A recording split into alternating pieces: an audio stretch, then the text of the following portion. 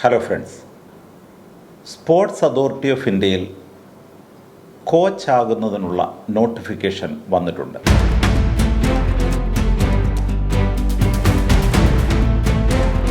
യഥാർത്ഥത്തിൽ coaching career ഉദ്ദേശിക്കുന്ന ഒരു വ്യക്തിയെ സംബന്ധിച്ചിടത്തോളം ഇന്ത്യയിൽ അവർക്ക് ലഭിക്കാവുന്ന ഏറ്റവും വലിയ പോസ്റ്റായിരിക്കും സ്പോർട്സ് അതോറിറ്റി ഓഫ് ഇന്ത്യയിലെ അസിസ്റ്റൻറ്റ് കോച്ച് എന്ന നിയമനം. ഇത് സ്ഥിരം നിയമനമാണ്. 26 കായിക ഇനങ്ങളിലായിട്ടാണ് 323 വേക്കൻസി ഉള്ളത്. ഓരോ കായിക ഇനങ്ങളിലും എത്ര വേക്കൻസി ഉണ്ട് എന്നുള്ളത് നിങ്ങൾക്ക് സ്ക്രീനിൽ തെളിയുന്നതായിരിക്കും. അപ്പോൾ നിങ്ങൾക്ക് കൂടുതൽ വ്യക്തമായിക്കൊള്ളാം. ഇതിൻ്റെ പ്രായമെന്ന് പറയുന്നത് 30 വയസ്സിൽ താഴെയാണ്. ഗവൺമെൻറ് ജോലിയിൽ സാധാരണ റിലാക്സേഷൻ ചെയ്യുന്നത് പോലെ SC ST വിഭാഗങ്ങൾക്ക് 5 വയസ്സിൻ്റെയും OBC വിഭാഗങ്ങൾക്ക് 3 വയസ്സിൻ്റെയും ഇളവുണ്ട്. അതിനോടൊപ്പം സ്പോർട്സ് അതോറിറ്റി ഓഫ് ഇന്ത്യയിൽ കോച്ചായി സേവനമനുഷ്ഠിച്ചുള്ളവർക്ക് അവരെത്ര വർഷം കോച്ചായിട്ട് സേവനം അനുഷ്ഠിച്ചിട്ടുണ്ടോ അത്രയും വർഷത്തെ റിലാക്സേഷൻസ് ആയി കൊടുക്കുന്നുണ്ട്. എന്ന് പറഞ്ഞാൽ ഒരു പക്ഷേ കഴിഞ്ഞ 3 വർഷക്കാലം നിങ്ങൾ സായിയിൽ കോൺട്രാക്റ്റ് വ്യവസ്ഥയിൽ കോച്ചായി പ്രവർത്തിക്കുന്നുണ്ടെങ്കിൽ നിങ്ങൾക്ക് 30 വയസ്സെന്നുള്ള പ്രായപരിധിക്ക് പകരം 33 വയസ്സ് വരെ നിങ്ങൾക്ക് അപ്ലൈ ചെയ്യാൻ പറ്റും. അതേസമയം നിങ്ങൾ SC വിഭാഗത്തിലുള്ള ആളാണെങ്കിൽ SC വിഭാഗത്തിലെ 5 വർഷത്തെ റിലാക്സേഷനും ഒപ്പം കോൺട്രാക്റ്റ് വിഭാഗത്തിൽ നിങ്ങൾക്ക് ലഭിച്ചിരിക്കുന്ന 3 കൂടെ കൂട്ടി ഇതാണ്ട് 8 വർഷത്തെ റിലാക്സേഷൻ നിങ്ങൾക്ക് ലഭിക്കും. ഇതാണ് ഏജിനെ പറ്റി നിങ്ങൾക്ക് പറയുവാനുള്ളത്. അടുത്തത് ക്വാളിഫിക്കേഷനാണ്. ക്വാളിഫിക്കേഷൻ എന്ന് പറയുന്നത് NIS ഡിപ്ലോമ ഇൻ കോച്ചിങ് നടത്തി കൊടുക്കുക. സാധാരണ കോച്ചസിൻ്റെ ബേസിക് ക്വാളിഫിക്കേഷൻ എന്ന് പറയുന്നത് ആദ്യകാലങ്ങളിലൊക്കെ എപ്പോഴും NIS നടത്തുന്ന ഡിപ്ലോമ കോഴ്സ് നടത്തിയവർക്കുള്ളതൊക്കെ ആയിരിക്കും. ഇപ്പോൾ അതിന് ഇക്വലൻ്റായ ചില കോഴ്സുകൾ ചില യൂണിവേഴ്സിറ്റികളിൽ നടക്കുന്നുണ്ട്. അതിനെ കൂടെ അംഗീകരിച്ചിട്ടുണ്ട്. ഉദാഹരണം നമ്മുടെ LNIPയും നാഷണൽ ഇൻസ്റ്റിറ്റ്യൂട്ട് ഓഫ് സ്പോർട്സും ഒക്കെ NSCയും ഒക്കെ നടത്തുന്ന കോഴ്സുകൾക്കും അംഗീകാരം നൽകിയിട്ടുണ്ട്. ആ നോട്ടിഫിക്കേഷനകത്ത് ഏതൊക്കെ NISന് ഇക്വലൻ്റാണ് എന്നും അവർ കൃത്യമായി പറഞ്ഞിട്ടുണ്ട്. ഇതിൻ്റെ ശമ്പളം എന്ന് പറയുന്നത് കേന്ദ്ര സർക്കാരിൻ്റെ ലെവൽ 6 ഗ്രേഡാണ്. ലെവൽ 6 ഗ്രേഡ് എന്ന് പറഞ്ഞാൽ ഏതാണ്ട് ഒരു ഉദ്ദേശം നിങ്ങൾക്കൊരു 65,000 രൂപ വരെ തുടക്ക ശമ്പളം കിട്ടുന്ന ഒരു ജോലിയായിരിക്കും ഇത് എന്നോർക്കുക. ഈ ജോലിക്ക് എനിക്ക് പറയുവാനുള്ളത്, നിങ്ങൾ കോച്ചിങ് ഫീൽഡാണ് ഉദ്ദേശിക്കുന്നതെങ്കിൽ ഞാൻ ആദ്യമേ പറഞ്ഞതുപോലെ വീണ്ടും ആവർത്തിക്കുന്നു, നിങ്ങൾക്ക് ലഭിക്കാവുന്ന ഏറ്റവും നല്ലൊരു പോസ്റ്റായിരിക്കും സ്പോർട്സ് അതോറിറ്റി ഓഫ് ഇന്ത്യയിലെ അസിസ്റ്റൻറ്റ് കോച്ച് എന്ന നിയമനം. അതിനുശേഷം ഇതിൻ്റെ പ്രൊമോഷൻ സാധ്യത എന്ന് പറയുന്നത് നിങ്ങൾക്ക് കോച്ച് എന്ന ഗ്രേഡിലേക്ക് പോകുന്നു. അതിനുശേഷം സീനിയർ കോച്ച്, ചീഫ് കോച്ച്, ഒപ്പം ഹൈ പെർഫോമൻസ് കോച്ച് വരെ ഏതാണ്ട് 60 വയസ്സാണ് റിട്ടയർമെൻറ്റ് ഭാഗം ഇന്നത്തെ അവസ്ഥയനുസരിച്ച്. അപ്പോൾ ഇത്രയും സർവീസ് എത്തുമ്പോഴേക്കും നിങ്ങൾക്ക് അത്രയും പ്രൊമോഷൻ സാധ്യത കൂടിയുള്ള ഒരു പോസ്റ്റാണ് എന്ന് ഓർക്കുക. ഇനിയും സെലക്ഷൻ രീതി എന്നുള്ളത്, ഈ സെലക്ഷൻ രീതി എന്ന് പറയുന്നത് 2 സ്റ്റെപ്പിലാണ് ഇത് നടക്കുന്നത്. ഒന്നാമത്തത് കമ്പ്യൂട്ടർ ബേസ്ഡ് ടെസ്റ്റാണ്. കമ്പ്യൂട്ടർ ബേസ്ഡ് ടെസ്റ്റിൽ ടോപ്പ് റാങ്കിൽ വരുന്ന ആൾക്കാർക്ക് വേണ്ടി മാത്രമാണ് രണ്ടാമത്തെ ടെസ്റ്റ് നടക്കുന്നത്. അത് കോച്ചിങ് എബിലിറ്റി ടെസ്റ്റാണ്. കമ്പ്യൂട്ടർ ബേസ്ഡ് ടെസ്റ്റ് എന്ന് പറയുന്നത് 100 ചോദ്യങ്ങൾ നിങ്ങളോട് ചോദിക്കും. അതിൽ 65 ചോദ്യങ്ങളും നിങ്ങൾ പഠിച്ച സബ്ജക്റ്റിൻ്റെ അടിസ്ഥാനത്തിലായിരിക്കും. അതായത് നിങ്ങൾ അത്ലറ്റിക്സ് കോച്ചാണെങ്കിൽ അത്ലറ്റിക്സിൽ നിന്നായിരിക്കും 65 ക്വസ്റ്റ്യനുകൾ വരുന്നത്. ബാക്കി 25 ചോദ്യങ്ങൾ സ്പോർട്സ് സയൻസിൽ നിന്ന് വരും. 10 ചോദ്യങ്ങൾ വരുന്നത് ജനറൽ അവയർനെസ്സും റീസണിങ്ങും ഒക്കെ ആയിരിക്കും.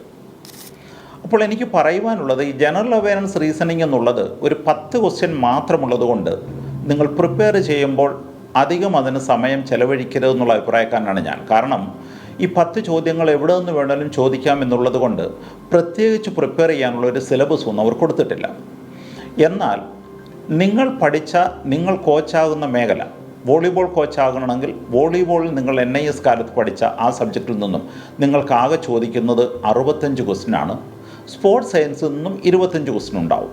അപ്പോൾ തീർച്ചയായിട്ടും നിങ്ങളുടെ ഭാവിയെ നിയന്ത്രിക്കുന്നത് ഘടകം എന്ന് പറയുന്നത് നിങ്ങൾ പഠിച്ചിടത്തു നിന്നുള്ള ചോദ്യങ്ങൾ തന്നെയായിരിക്കും. സാധാരണ കണ്ടുവരുന്നത് ഈ BPEDും BPEയും ഒക്കെ കഴിഞ്ഞതിന് ശേഷം കോച്ചിങ് NIS ഡിപ്ലോമ ചെയ്തവർക്ക് കുറച്ചുകൂടെ അഡ്വാൻറ്റേജ് കാണുന്നുണ്ട്.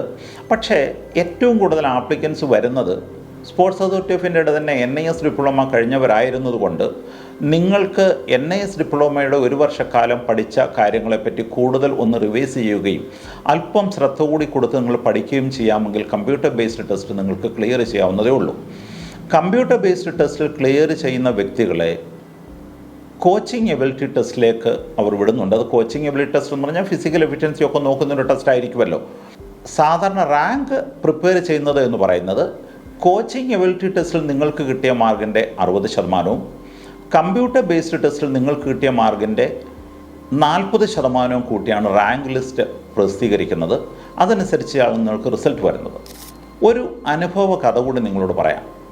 2017 ഇതിനു മുമ്പ് സായി കോച്ചസിനെ എടുത്തിരുന്നത്. അന്ന് ഏതാണ്ട് 170 വേക്കൻസി മാത്രമേ ഉണ്ടായിരുന്നുള്ളൂ. അതിനു മുമ്പ് 2014 എടുത്തത്. ചുരുക്കത്തിൽ ഒരു പക്ഷേ ഈ 30 വയസ്സിൻ്റെ ഒരു ടാർഗറ്റ് കൂടി ഉള്ളതുകൊണ്ട് ഒരു വ്യക്തിയുടെയൊക്കെ ജീവിതത്തിൽ ഒരു പ്രാവശ്യം മാത്രമേ ഈ ഒരു ഇൻ്റർവ്യൂവിനോ ഈ ടെസ്റ്റിനോ നിങ്ങൾക്ക് പോകാൻ സാധ്യതയുള്ളൂ എന്ന് ഓർക്കുക. അപ്പോൾ നിങ്ങളുടെ ഇത് ആദ്യത്തെ ചാൻസ് ആണെങ്കിലും നിങ്ങളെ സംബന്ധിച്ചിടത്തോളം സായിൽ ജോലി കിട്ടുവാനുള്ള ഒരു അവസാനത്തെ ചാൻസ് കൂടിയാണ് എന്ന് ചിന്തിച്ചുകൊണ്ട് നിങ്ങൾ വളരെ സീരിയസ് ആയിട്ട് പ്രിപ്പയർ ചെയ്യണം. ഇനി ഞാൻ പറഞ്ഞ അനുഭവകഥ. കഴിഞ്ഞ 2017 കോച്ചിങ് ടെസ്റ്റിന് അപ്ലൈ ചെയ്ത ഒരു വ്യക്തി അതിനുശേഷം റിക്രൂട്ട്മെൻറ്റ് കഴിഞ്ഞതിന് ശേഷം ഞങ്ങളുടെ സായിൽ ജോയിൻ ചെയ്തിട്ട് വളരെ കാലത്തിന് ശേഷം എന്നോട് ഒരു സംഭവം പറഞ്ഞു. സംഭവം പറഞ്ഞത്, ജവഹർലാൽ നെഹ്റു സ്റ്റേഡിയത്തിൽ കോച്ചിങ് എബിലിറ്റി ടെസ്റ്റ് നടക്കുമ്പോൾ ഈ വ്യക്തിയുടെ മനസ്സിലുണ്ടായിരുന്ന ചിന്ത, ഇദ്ദേഹം മലയാളിയാണ്, ഇപ്പോൾ കേരളത്തിൽ തന്നെ ജോലി ചെയ്യുന്നു. ഇദ്ദേഹത്തിൻ്റെ മനസ്സിലുണ്ടായിരുന്ന ചിന്ത, നമ്മൾക്കൊന്നും ആരും പറയാനൊന്നുമില്ലല്ലോ, അപ്പോൾ എനിക്ക് ജോലി കിട്ടാൻ സാധ്യതയില്ലല്ലോ എന്ന ചിന്തയോടുകൂടിയാണ്. എങ്കിലും പുള്ളി വിചാരിച്ചു ചെയ്യാവുന്നിടത്തോളം നല്ല രീതിയിൽ ഞാനങ്ങ് പെർഫോം ചെയ്യും എന്ന് മാത്രം തീരുമാനിച്ചുകൊണ്ടുകൊണ്ടാണ് ഈ വ്യക്തി കോമ്പറ്റീഷനിൽ പങ്കെടുത്തത്. റിസൾട്ട് വന്നു കഴിഞ്ഞപ്പോൾ ഇദ്ദേഹവും പാസ്സായി. ഇദ്ദേഹത്തിന് അപ്പോയിൻമെൻ്റ് ഓട്ടം കിട്ടി. ജോലി ലഭിച്ചതിന് ശേഷം എന്നെ കണ്ട് പല സമയത്തിന് ശേഷം സംസാരിക്കുമ്പോൾ പറയുകയായിരുന്നു, തീർത്തും അദ്ദേഹത്തിന് റിക്രൂട്ട്മെൻറ്റ് ഓഫർ കിട്ടിയത് അത്ഭുതമായിരുന്നു. കാരണം അദ്ദേഹം ആരോടും ഒന്നും പറഞ്ഞില്ല, അദ്ദേഹത്തിന് പറയുവാൻ ആരുമില്ലായിരുന്നു എന്നുള്ളത്. ഞാൻ ഈ അനുഭവകഥ പറഞ്ഞതിൻ്റെ കാരണം, പലപ്പോഴും നമ്മളുടെ ആൾക്കാർ വിചാരിക്കുന്ന ഒരു ചിന്ത എന്ന് പറയുന്നത് കേന്ദ്ര സർക്കാരിൽ ജോലി കിട്ടണമെങ്കിൽ വലിയ പിടിയോ വലിയോ ഒക്കെ വേണമെന്നുള്ള ചിന്തയാണ്. വളരെ കൃത്യമായി നിങ്ങളോട് ഉറപ്പ് തരുന്നു, നിങ്ങളുടെ പഠനവും നിങ്ങളുടെ പെർഫോമൻസും അനുസരിച്ച് നിങ്ങൾക്ക് ലഭിക്കാൻ പോകുന്ന ജോലിയാണിത്. ഇതിൽ പ്രത്യേകിച്ച് ഇൻ്റർവ്യൂ പോലുമില്ല. അപ്പോൾ കമ്പ്യൂട്ടർ ബേസ്ഡ് ടെസ്റ്റിലും കോച്ചിങ് എബിലിറ്റി ടെസ്റ്റിലും നിങ്ങളുടെ പെർഫോമൻസ് അനുസരിച്ച് നിങ്ങൾക്ക് ഒരു ജോലി കിട്ടുകയാണ്. ഏതാണ്ട് നിങ്ങൾക്ക് പ്രിപ്പയർ ചെയ്യാൻ എനിക്ക് തോന്നുന്നത് ഒരു 3 മാസക്കാലമെങ്കിലും കുറഞ്ഞത് ലഭിക്കാൻ സാധ്യതയുണ്ട്. അപ്പോൾ NIS ഡിപ്ലോമ കാലത്ത് നിങ്ങൾ പഠിച്ച പാഠങ്ങളൊക്കെ ഒരിക്കൽ കൂടി ഒന്ന് റിവൈസ് ചെയ്യുക. ഒരിക്കൽ മാത്രം നിങ്ങൾക്ക് കിട്ടുന്ന സാധ്യതകളാണെന്ന് മനസ്സിലാക്കുക. ഒരു ജോലി കിട്ടാനുള്ള ശ്രമം നടത്തുക. ഇന്നത്തെ സാഹചര്യത്തിൽ കോച്ചിങ് ജോലി ആഗ്രഹിക്കുന്ന ഒരു വ്യക്തിയെ സംബന്ധിച്ചിടത്തോളം ഇതൊരു ഡ്രീം പോസ്റ്റാണ്. പിന്നെ രണ്ടാമത്തത് ഒരു ആർഗ്യുമെൻ്റ് ഉള്ളത്, പലപ്പോഴും ജോലി ലഭിക്കുന്നത് സായിയിലായതുകൊണ്ട് ഇന്ത്യയിൽ എവിടെയെങ്കിലും ആയിരിക്കുമല്ലോ എന്നുള്ളത്. തീർച്ചയായിട്ടും ഞാൻ സമ്മതിക്കുന്നു, ഇന്ത്യയിൽ എവിടെയെങ്കിലും ആയിരിക്കും. പക്ഷേ ഒന്ന് ഞാൻ പറയാം, ഇന്ന് സായിലുള്ള മലയാളി കോച്ചസിൻ്റെ ഒരു സ്റ്റാറ്റിസ്റ്റിക്സ് നമ്മൾ നോക്കിയാൽ 80% കൂടുതൽ ആൾക്കാരും കേരളത്തിലാണ് ജോലി ചെയ്യുന്നത്. കാരണം കേരളത്തിൽ അതിനതൊക്കെ സ്കീമുകൾ സായുടെ ഉണ്ട്. മിക്കവാറും എല്ലാ ഡിസിപ്ലിനുമുള്ള സ്കീമുകൾ കേരളത്തിൽ ഉള്ളതുകൊണ്ട് സാധാരണ മലയാളി കോച്ചസിൽ 80% കേരളത്തിലാണ് ജോലി ചെയ്യുന്നതെന്നുള്ളതുകൂടി നിങ്ങളോട് ഞാൻ ഈ അവസരത്തിൽ അറിയിക്കുകയാണ്.